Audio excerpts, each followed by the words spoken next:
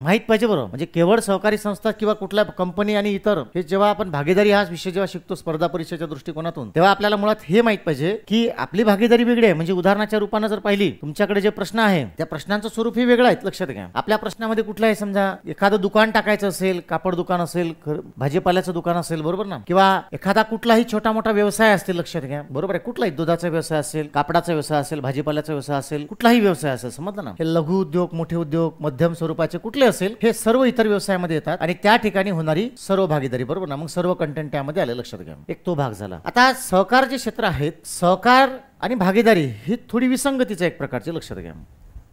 म्हणजे शब्दशः अर्थ घेतला तर आपल्याला विसंगती दिसून येईल, पण थोडंसं विस्तारमध्ये जर समजून घेतलं, एखादी संस्था आहे, एज्युकेशन संस्था आहे, शिवाजी शिक्षण संस्था आहे, कर्मवीर भाऊराव पाटील संस्था आहे, बरोबर आहे. त्यांनी जेव्हा त्या संस्था उभ्या केल्या तेव्हा त्यांचा हेतू होता की समाजातल्या तळागाळातल्या पोरांना, गरीब पोरांना शिक्षण फ्रीमध्ये मिळावं, सोयी सुविधा उपलब्ध व्हाव्या, त्या नावाखाली किंवा त्या हेतूनं त्यांनी संस्था स्थापन केली, बरोबर आहे. आणि संस्था ही जी संकल्पना आहे ही जेव्हा स्थापन केल्या जाते तेव्हा त्याचे काही नॉर्म्स आहेत, त्याचे काही नियम आहेत का त्यामध्ये एकटा थोडी व्यक्ती असणार आहेत. म्हणजे टाकायचं जरी मला असेल तरी त्या ठिकाणी मला किमान एक बॉडी तयार करावी लागते, बरोबर आहे. मग त्या बॉडीमध्ये मी माझ्या हेतूनं किंवा मला जे सोयीचे लोक आहेत ते मी त्याच्यामध्ये कलेक्ट करेल. शेवटी असाच विषय आहे ना आताचा. त्याच्यामध्ये अध्यक्ष, उपाध्यक्ष, कोषाध्यक्ष, सचिव वगैरे जे काय असेल ते पूर्ण पॅनल तयार होऊन जातं आणि एक संस्था उदयास येऊन जाते, लक्षात घ्या. मग त्या संस्थेच्या माध्यमातून शिक्षणाचा किंवा जे शिक्षण संस्था असेल तर शिक्षणाचा, सहकार क्षेत्रामधला कारभार असतील तर तो सोसायटी नावाचा प्रकार तुम्ही ऐकला असेल. सोसायटी हे त्याच्यातलंच आहे, सहकार क्षेत्रामधलं, ठीक आहे ना. तर यामध्ये ही मी भागीदारी, तर तो शब्दशः त्या ठिकाणी अर्थ लागू होत नाही, कारण भागीदारी इथं कसा होतो समजून घ्या. दोन व्यक्ती व्यवहार करायला, व्यवसाय करायला एकत्र आले, नफा कमावण्याच्या हेतून आले, तो झाला भागीदारीचा ॲक्च्युअल पार्ट, बरोबर ना. पण इथं सहकार मी हा याच्यासाठी मांडला कारण इथंही कुठलाही एक व्यक्ती नसतो, समाजातले समान हेतूनं प्रेरित झालेले काही ठराविक व्यक्ती हे एकत्र येऊन एखादी संस्था, सेवाभावी संस्था जेव्हा स्थापन करते तेव्हा ती सुद्धा एक प्रकारची भागीदारी संस्था आपण म्हणू शकतो, परंतु शब्दशः अर्थ इथं घ्यायचा नाही. मी असं का म्हणतोय, कारण बघा काही बँका आहे प्रायव्हेट सेक्टरमधल्या, त्या प्रायव्हेट सेक्टरच्या बँक नफा कमावण्याच्या हेतूनच व्यवसाय करतील ना. सहकारी साखर कारखाने आहेत, सहकारचा विषय, सहकार हे तो सहकाराचं तत्व काय, ना नफा ना तोटा, परंतु नफा कमावण्याच्या हेतूनं प्रेरित होऊनच ते सहकारी साखर कारखाना स्थापन केला जातो. महाराष्ट्रामधले कितीतरी साखर कारखाने डबघाईस आलेले आहे, त्याचं कारण काय असेल, भ्रष्टाचार, बरोबर ना. मग शेवटी आलाच ना पैसा, म्हणजे कुठं ना कुठं मग ते असं नाही जमत, तर असं सरळ जाता येत नाही, तर असं घ्यावं, कळत आहेत ना. म्हणजे असं खाता येत नाही, लोकांना दिसून पडते, तर मग सहकारी सेक्टरच्या माध्यमातून भ्रष्टाचार करण्याला चालना भेटू शकते. या हेतूने लोकांनी काही सहकारी साखर कारखाने स्थापन केले, मग ते डबघाईस निघाले, डुबीत निघाले, बरोबर ना, त्यांचे दिवाळे निघाले, हे पण आपण ऐकलेलं आहे. म्हणजे हा एक मोठा भाग झाला, लक्षात घ्या. आपण जाणार आहेत आपल्या खऱ्या अर्थानं भागीदारीकडेच, लक्षात घ्यायचं. मग हा एक झाला. मग याच्यामध्ये संस्थेमध्ये अनेक प्रकार आहेत, लक्षात घ्या. मग त्याच्यामध्ये ग्राउंड लेवलवर प्राथमिक सहकारी संस्था आहेत, मग त्याच्यावरची तालुका लेवलवर सहकारी संस्था असतील मोठी, जिल्ह्याच्या लेवलवर जिल्हा सहकारी संस्था असतील, मग सेवा सहकारी संस्था आहेत, बँकेमध्ये प्राथमिक पतपुरवठा सहकारी संस्था असतील, मग जिल्ह्याच्या ठिकाणी जिल्हा मध्यवर्ती बँका असतील, बरोबर ना, मग भूविकास बँका आहेत. ह्या सहकार सेक्टरमधला हा विस्तार झाला, समजलं ना. आणि त्यावर मग ह्या सहकार सेक्टरवर सगळ्यांवर बंधन किंवा लक्ष ठेवण्याचं काम कोण करते, हां, कोणती बँक, म्हणजे सहकारी सेक्टरवर बँक म्हणजे RBI कसे करणार आहे, नाबार्ड. सहकार सेक्टरवर नियंत्रण ठेवणारं किंवा लक्ष ठेवण्याचं काम जे आहे या पूर्ण क्षेत्रावर, भूविकास बँक, मध्यवर्ती बँक, याच्यावर कोण लक्ष ठेवते, नाबार्ड. हे तर क्लिअर आहे सर्वांना. एक हाच भाग झाला भाग, म्हणजे तो एक भाग मी मुद्दाम बाजूला ठेवला, ठीक आहेत ना. विषय हा फार मोठा आहे, लक्षात घ्यायचं, म्हणजे अनेक विषय. मग दुसरा आहे कंपनी.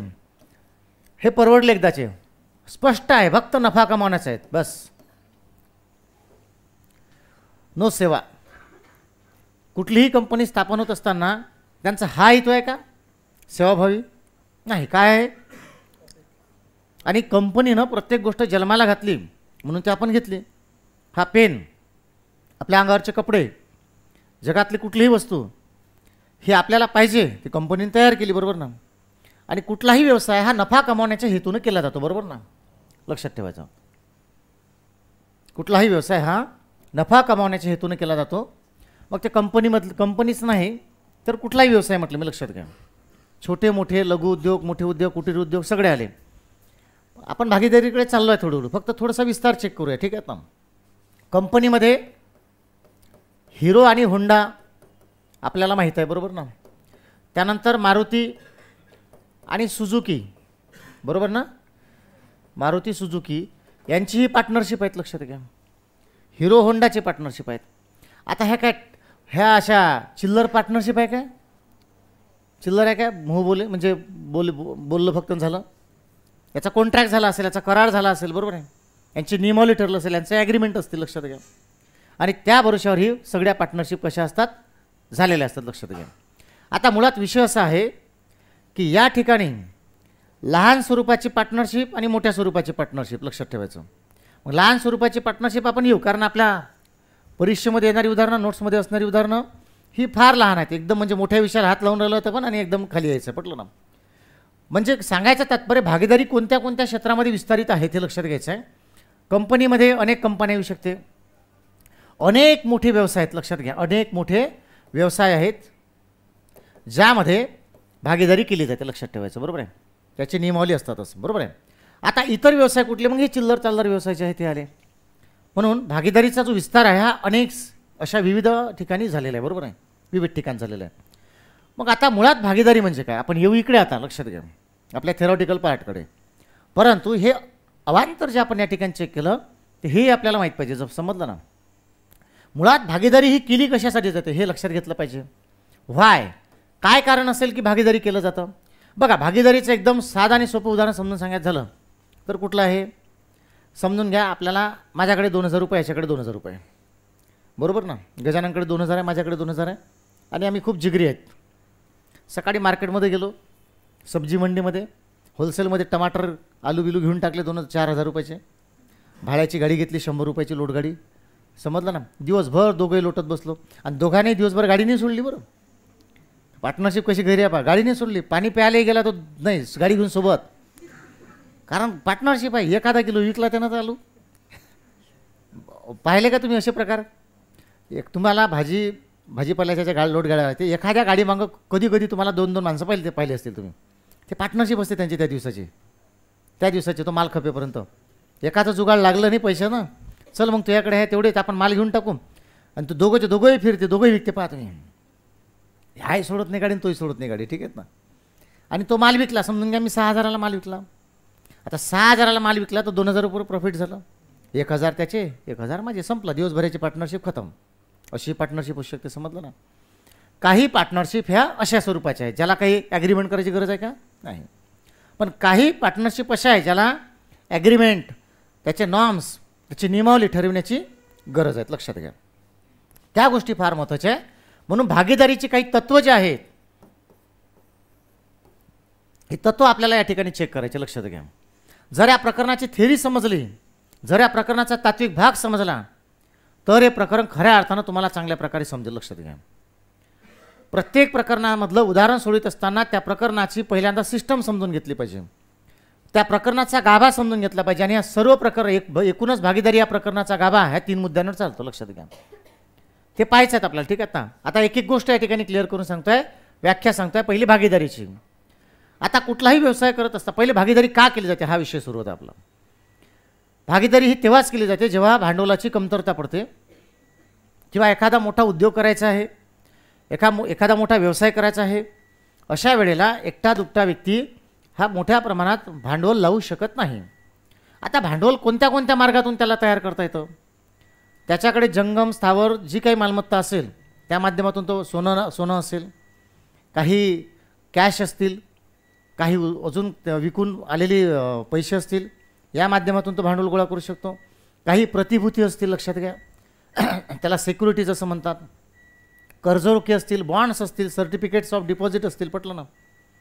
हे झाल्या प्रतिभूती, लक्षात घ्या. शेअर्स असतील, हे विकूनही तो भांडवल गोळा करू शकतो, समजलं ना. म्हणजे एखाद्या व्यक्तीला जर 1 करोडचा बिझनेस करायचा आहे, परंतु त्याच्याकडे 50-60 लाख आहे, हे सगळं करून प्रतिभूती आले, त्याची एखादी मालमत्ता होती ती गहाण ठेवली किंवा विकली, त्याने बँकेतलं कर्ज काढलं, सगळं करून त्याच्याकडे 60 लाख उरले, जमा झाले. परंतु प्रोजेक्ट कसा आहे, त्याचा 1 करोडचा आहे. मग ते 40 लाख कुठून आणणार तो? सगळ्याच कंपन्या शेअर विक्री काढतील का? ते सगळ्यांना जमेल का, की सगळ्यांना त्याचा परमिशन असतील का नाही. मग काय होतील याच्यामध्ये, हे जे 30-40 लाखाची गरज पडेल यासाठी होऊ शकते त्याचा बिझनेस एखाद्या वेगळ्या स्वरूपाचा असेल, त्याला ते माहीतच आहे. मग त्यासाठी तो असे काही व्यक्ती शोधतील की त्यांना तो आवाहन करेल की ठीक आहे तुम्ही माझ्यासोबत पार्टनरशिप करू शकता, किंवा तुम्ही ह्या उद्योगामध्ये ह्या प्रोजेक्टमध्ये तुम्ही उरलेले जे पैसे टाकून इन्व्हेस्टमेंट करू शकता आणि त्या प्रमाणात आपला जो होणारा प्रॉफिट असेल, लॉस असेल, तो आपण वाटून घेऊ. बरोबर ना, लक्षात आलं ना. म्हणून या ठिकाणी अशा पद्धतीनं भांडवल मोठ्या प्रमाणात गरज पडते, म्हणून ही भागीदारी केली जाते. लक्षात घ्या, भागीदारी सुरू होण्याचे अलग अलग वेगवेगळे हेतू आहे. समजलं ना. सब्जी मंडीत गेलं, एखादे पाहिले असतील 2-2 व्यापारी असतात, एकत्रपणे माल उचलून टाकतात मार्केटमधला, ही सुद्धा एक प्रकारची भागीदारी आहे. बरोबर ना. धान्य मार्केटमध्ये गेलो आपण, तिथे आपण व्यापारी वर्ग पाहतो.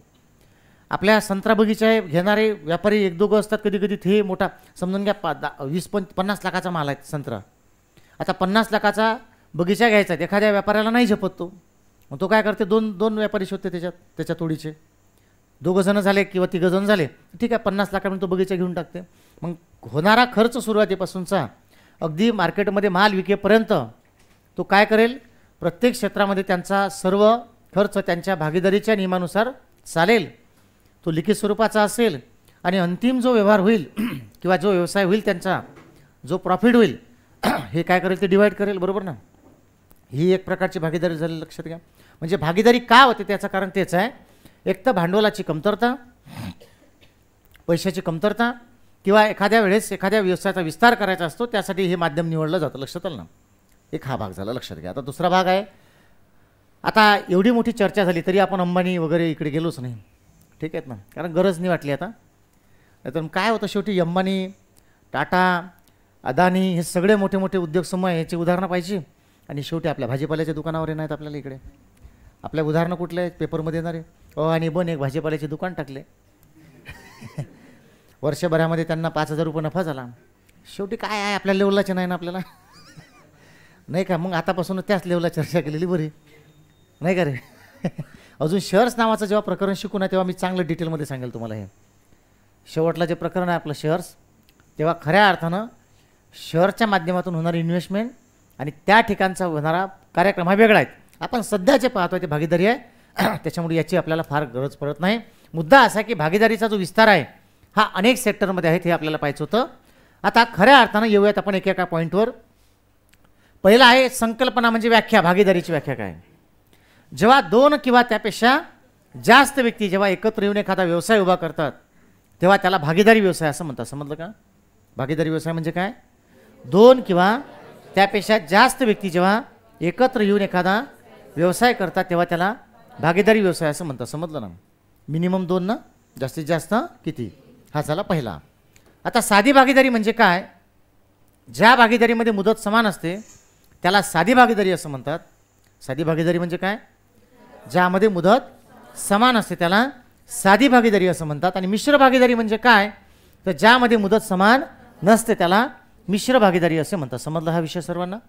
त्यानंतर भागधारक म्हणजे काय, हेच सांगितलं मी, राम, गणेश, श्याम वगैरे, ठीक आहेत ना. मग अशी मी आणि हा भागीदार होतो.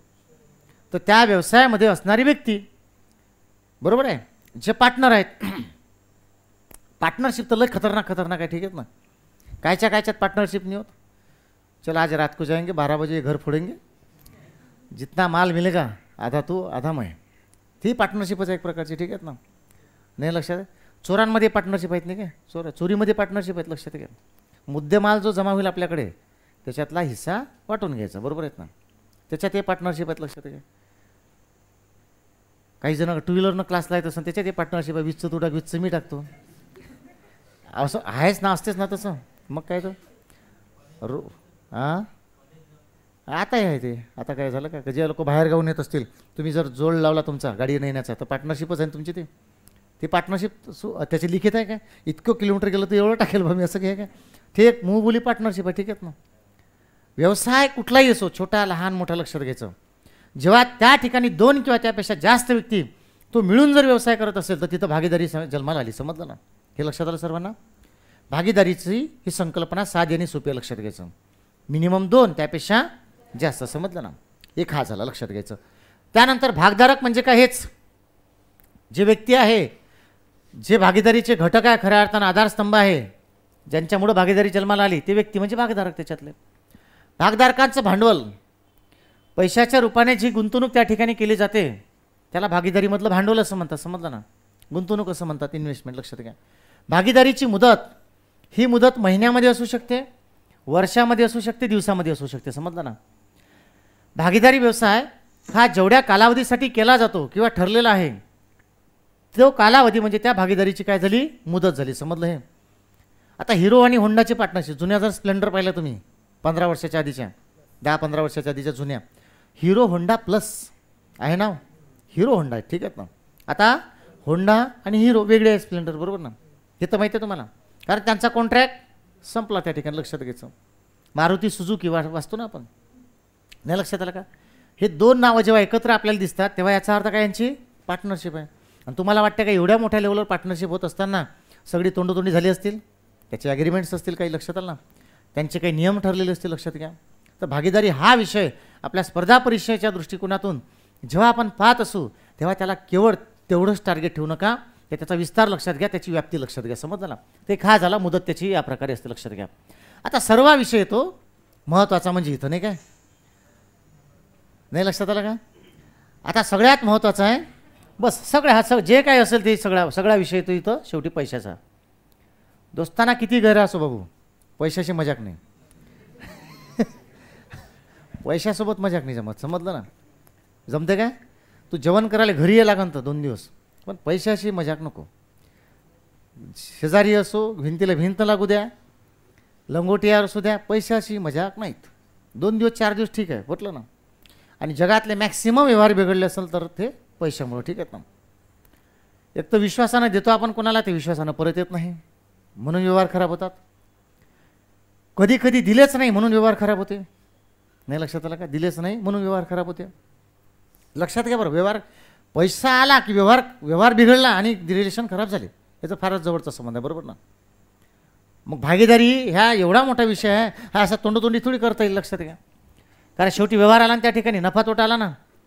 बघा, शून्यापासून अगदी शेवटपर्यंत विचार करा. आपल्या घरापासून अगदी आपल्यापासून विचार करा. नुकसान सगळ्या, बघा किती आपण थापा मारत असू, किती आपण फार लॉजिक सांगत असू, तत्त्वज्ञान सांगत असू, कसं समाधान आयुष्याचं मोठं हे आहे, समाधान जगलं पाहिजे. पैसा काय आहे, पैसा काय घेऊन जा लागते का, पैसा मॅटर करते का, माणुसकी फार महत्त्वाची आहे, बरोबर ना. जेव्हा स्वतःवर येते स्वतःचं नुकसान, उद्या परत 10-15 हजाराचं हे नाही जमत. आता जमते काय, नाही. शेवटी आला तिथं नफा तोटा, बरोबर ना. आणि जनरली माणसानं पैशाचे व्यवहार जे आहेत ना हे क्लिअर जर ठेवले तर त्यांचा बिझनेस काय राहतो, सोबत कंटिन्यू राहतो. लक्षात घ्या. म्हणून याची नियमावली असली पाहिजे. असो, तर शेवटी मुद्दा आला त्या ठिकाणी. लक्षात घ्या.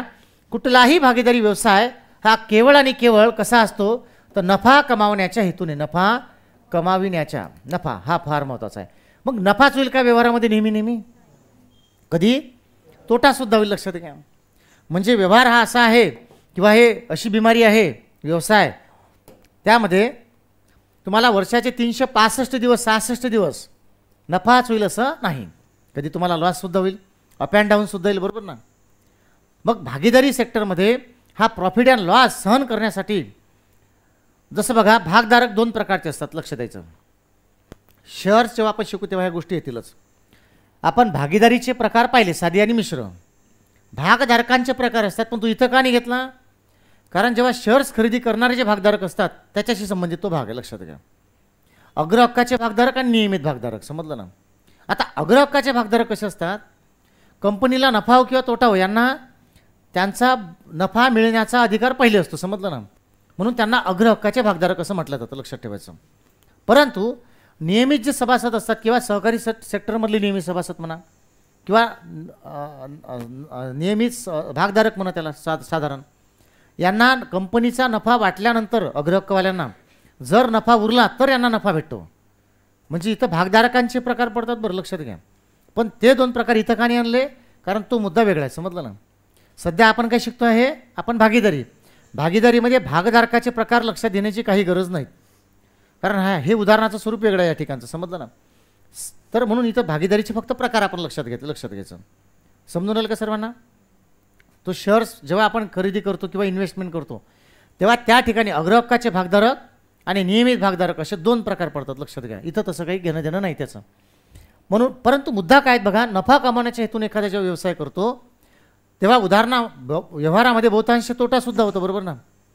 मग आता मुद्दा आहे तो नफा आणि तोटा वाटायचा कोणाच्या कशाच्या स्वरूपात, हा खरा मुद्दा आहे. आणि या अख्ख्या प्रकरणाची वाट आणि नस या ठिकाणी तुम्हाला सापडतं, लक्षात घ्या. जर आता पुढचे 3-4 मुद्दे जर समजलेत हे प्रकरण अगदी सॉल्व्ह होतं आणि सर्व प्रकरण घुमून फिरून त्या ठिकाणी येतं, लक्षात घ्या. मी काही स्ट्रक्चर या ठिकाणी उभं करतो, इकडे येऊच आता पण, कारण ते मुद्दे क्लिअर करायचेच आहेत, लक्षात घ्या. समजा या ठिकाणी बघा भागधारक आहेत, भागधारक हा पहिला कॉलम घेतो, लक्ष द्या फक्त, बरोबर, ठीक आहे. मग भागधारक, आता भागधारक इथं घेतला पहिल्या याच्यामध्ये ए आणि बी, बरोबर आहे. भागधारक आहे ए आणि बी. त्या भागधारकांचं भांडवल फक्त लक्ष बरोबर द्या, भागधारकांचं भांडवल, एचं भांडवल आहे 20,000, एचं भांडवल आहे 20,000, बीचं भांडवल आहे बघा 30,000, हे झालं त्यांचं भांडवल. त्यानंतर भागधारकांची मुदत मी या ठिकाणी घेतो आहे. आता एची मुदत आहे बघा 2 वर्ष आणि बीची मुदत आहे बघा 3 वर्ष, हे झाली त्यांची मुदत, बरोबर आहे. मग या ठिकाणी मुदत समान आहे का, मुदत कशी आहे, बरोबर ना, भांडवल समान आहे का, मुदत समान आहे का, त्याविषयीचं विश्लेषण, बरोबर ना. म्हणजे या ठिकाणी भागीदारीमध्ये नफा तोटा वाटपाचं प्रमाण या ठिकाणी आपल्याला लक्षात घ्यावं लागेल. हा झाला पहिला मुद्दा, लक्षात घ्या. इथं सगळं सविस्तर लिहून देणार. आणि मग त्यांची वाटणी आणि गुणोत्तर आणि प्रमाण आपलं झालेलं आहे. त्याच्यामुळे मला असं वाटते आता ती बिमारी तुमची जुनी इथं जागृत व्हायला नको, कुठून काय आणलं वगैरे, ठीक आहेत ना, कारण त्या गोष्टी आता झालेल्या आहेत आपल्या लक्षात घ्या. फक्त आपल्याला हे मुद्दे समजून घ्यायचे आता नव्यानं की खऱ्या अर्थानं भागीदारी म्हणजे काय, लक्षात घ्या. हे पहिलं एक्झाम्पल या ठिकाणी मांडलेलं आहे, समजलं ना. पहिला कालावधी घेतला, भागधारक किती आहे ए आणि बी, त्यांचं भांडवल 20,000 30,000, बरोबर आहे. त्यानंतर मुदत किती आहे 2-3, बरोबर आहे. आता 2-3 झालं, त्यानंतर अजून या ठिकाणी येणार नफा, नफाच घेतो, तोट्याची उदाहरणं नंतर बघूच. नफा झाला आणि त्यानंतर लास्टमध्ये त्यांची वाटणी किंवा त्यांची विभागणी ही कशा स्वरूपाची होणार या ठिकाणी, हे आपल्याला या ठिकाणी पाहायचं आहे. म्हणून शेवटला कॉलम त्या ठिकाणी असा घेतला. हा एक चार्ट जर या ठिकाणी चांगल्या प्रकारे समजून घेता आला तर हे प्रकरण पूर्ण सोपं आहे. तरी कितीही मोठं उदाहरण असू द्या, ह्या प्रकरणाची पूर्ण सिस्टीम ह्या 3 गोष्टीवर चालते, लक्षात ठेवायचं. हे आपल्याला समजलं पाहिजे, कोणत्या ना कोणत्या रूपाने शेवटी उदाहरण तिथंच फिरतं, समजलं ना. पण ते व्हेरीफाय करता आलं पाहिजे आपल्याला, लक्षात घ्या. पहिला मुद्दा झाला. आता दुसरं, हे झालं पहिलं.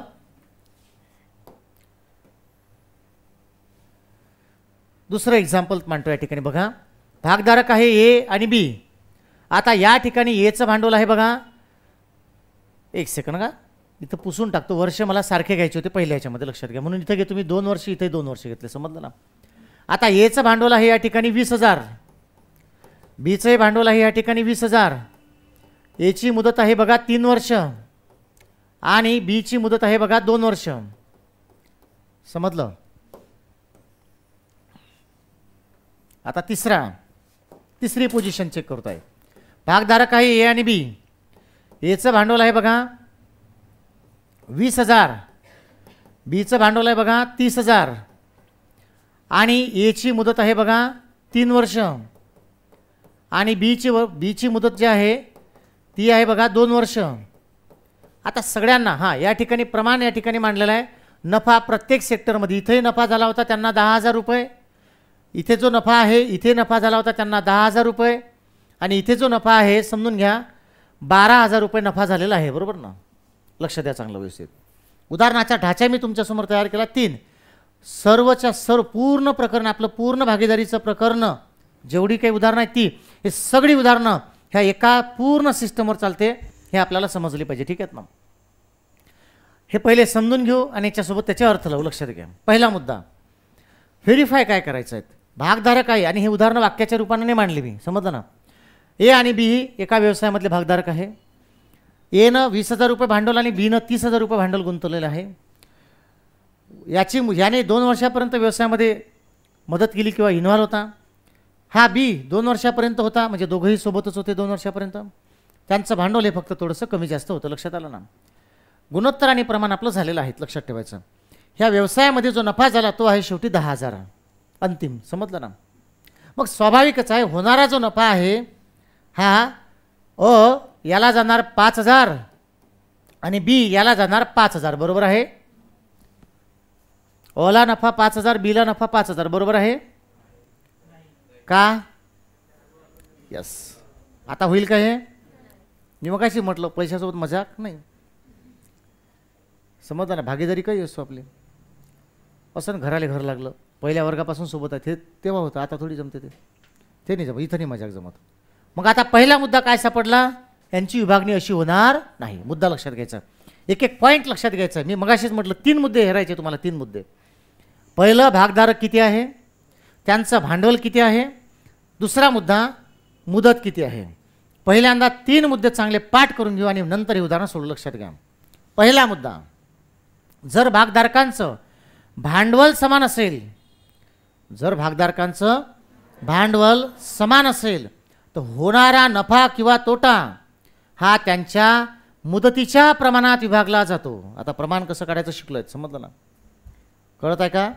परत एकदा, भागीदारी व्यवसायामध्ये जर भागधारकांचे भांडवल समान असेल तर त्यांचा होणारा नफा किंवा तोटा हा त्यांच्या, पाठ करा जरा जोरानं बोला, मुदतीच्या, भांडवल समान असेल तर, बोला ना, भांडवल समान असेल तर मुदतीच्या प्रमाणात विभागला जातो. आणि जर भागधारकांच्या व्यवसायाची मुदत समान असेल तर होणारा नफा किंवा तोटा हा त्यांच्या भांडवलाच्या प्रमाणात विभागला जातो. समजलं ना? कशाच्या? हे क्लिअर आहे? परत एकदा, जर भागधारकांचं भांडवल समान असेल तर मुदतीच्या प्रमाणात आणि मुदत समान असेल तर भांडवलाच्या प्रमाणात. हे क्लिअर आहे सर्वांना? आणि तिसरा मुद्दा, जर भागधारकांचं भांडवल आणि मुदत हे दोन्ही भिन्न असतील, लक्षात ठेवायचं. काय? भांडवल आणि मुदत दोन्हीही भिन्न असतील तर त्यांचा नफा तोटा हा त्यांच्या एकूण भांडवलाच्या व्यवहाराच्या म्हणजे कच्चेच्या प्रमाणात विभागला जातो. आता कच्चे म्हणजे काय हे थोडक्यात या ठिकाणी आपल्याला पाहायचं. लक्षात घ्या, कच्चे म्हणजे काय ते इथे मी लिहून देतो बघा. कच्चे हे आपल्याला लिहायचं आहे. आता कच्चे म्हणजेच काय तर एकूण व्यवहार. एकूण व्यवहार म्हणजेच काय तर या ठिकाणी यूज झालेलं भांडवल, लक्षात घ्यायचं, वापरलेले भांडवल, वापरलेले भांडवल, भांडवल यूज झालेले भांडवल म्हणजे किती इन्व्हेस्टमेंट आहे, टोटल इन्व्हेस्टमेंट त्याला असं म्हणतात. म्हणजे कच्चेच म्हणजे व्यवहार, कच्चेचा अर्थ होतो या ठिकाणी भांडवल गुणेला मुदत म्हणजे कच्चे. 5,000 गुणेला 3 वर्ष म्हणजे 15,000 कच्चे झाले. 10,000 गुणेला 4 वर्ष म्हणजे 40,000 कच्चे झाले. समजलं ना? पॉईंट क्लिअर आहे? परत एकदा चांगलं रिपीट करू आणि वरपासून खाली परत. चला, भागीदारी म्हणजे काय? 2 किंवा त्यापेक्षा जास्त व्यक्ती जेव्हा एकत्र येऊन एखादा व्यवसाय उभा करतात तेव्हा त्याला भागीदारी व्यवसाय असं म्हणतात. बरोबर आहे? साधी भागीदारी आणि मिश्र भागीदारी 2 प्रकार पडले. भागधारक, भांडवल, मुदत हे की लिहिण्यासारखा पॉईंट नाही, सांगण्यासारखा पॉईंट नाही, ते कोणाला समजते. ठीक आहे ना? खऱ्या अर्थानं जे भागीदारीमध्ये होणारा नफा आणि तोटा जे आहे हे वाटण्याची, विभागण्याची जी तत्व प्रणाली आहे ती लक्षात घ्यायची आहे. त्याच्यातला पहिला तत्व लक्षात ठेवायचा आहे. कुठलं? जर भागधारकांचं भांडवल समान असेल तर त्यांचा नफा तोटा हा त्यांच्या मुदतीच्या प्रमाणात विभागला जातो. लक्षात ठेवायचं. आणि जर भागधारकांची मुदत समान असेल तर त्यांचा नफा तोटा हा भांडवलाच्या प्रमाणात विभागला जातो. आणि जर दोन्ही वेगळं असतील, भिन्न असतील तर ते कच्चेच्या प्रमाणात विभागलं जातं. हा मुद्दा क्लिअर आहे सर्वांना? आता अप्लाय बघा कसं होतं. शेवटी आता बघा इथं भांडवल कसं आहे बघा ना. मुदत कशी आहे? मुदत समान आहे. लक्षात घ्या, मुदत समान आहे. अरे मुदत समान आहे तर कोणाच्या प्रमाणात? भांडवलाचं प्रमाण. भांडवलाचं प्रमाण म्हणजे 20,000 30,000 म्हणजे 2:3. क्लिअर आहे? आणि गुणोत्तर प्रमाण हे परवालाच झालाय, काल परवा. त्याच्यामुळे आता डायरेक्ट तुम्ही घेऊ शकता 3 भाग याला आणि 2 भाग त्याला म्हणजे 5 भाग. जर 5 न भागलं तर 2,000चा 1 भाग झाला. 2,000 गुणिले 2 म्हणजे एला भेटला बघा 4,000 आणि बीला भेटला बघा 6,000. मुद्दा क्लिअर? ही अशी विभागणी होणार. आपण प्रकरण म्हणजे उदाहरणं सोडवायची कशी याची सिस्टम तयार करतो. लक्षात आलं ना? आणि अख्खेच्या अख्खे उदाहरण या प्रकरणामधले असे सोडवायचे. लक्षात घ्या, हे आपलं थिअरीचं लेक्चर आहे, सर्वांनी लक्षात घ्या. बरोबर ना? चला पुढचं. भागधारकांचं काय? भांडवल समान आहे. बघा इथं भांडवल जर समान असेल तर कोणाच्या प्रमाणात? मुदतीच्या प्रमाणात. मुदतीचं प्रमाण होणार त्यांचं 3:2 म्हणजे परत एला भेटणार या ठिकाणी 6,000 आणि बीला भेटणार या ठिकाणी 4,000. समजला विषय? कळलं का सर्वांना? तिसरा, दोघांचंही दोन्ही वेगळं आहेत. ना भांडवल समान आहे ना मुदत समान आहे. समजलं ना? आहे का? नाही. अशा वेळेस त्यांचे कच्चे काढले पाहिजे. म्हणजे काय? 2 गुणिले 3 म्हणजे याचा अर्थ होतो बेत्रिक 6. बेत्रिक 6 म्हणजे भांडवल झालं बघा म्हणजे 60,000. बरोबर ना? 60,000 म्हणजे याचा टोटल यूज झाला बघा 60,000. 30 गुणिले 2 म्हणजे याची टोटल झाली 60,000. अर्थात त्यांचा रेशो झाला बघा 1:1. म्हणजे याचा अर्थ एचं भांडवल आहे या ठिकाणी 6,000 आणि बीचं भांडवल आहे या ठिकाणी 6,000. मुद्दा क्लिअर आहे सर्वांना? Is that clear? समजलं? हाच तर खरा पिंड आहेत आपला. आपण थिअरीवर काम करतो म्हणून आपले उदाहरण सुटतात. लक्षात घ्या, सूत्र लागत नाही, ट्रिक्स लागत नाही, काहीच नाही. बेसिक समजून घ्या. बेसिकचा अर्थ काय होतो हे पहिल्या दिवसापासून सांगतोय.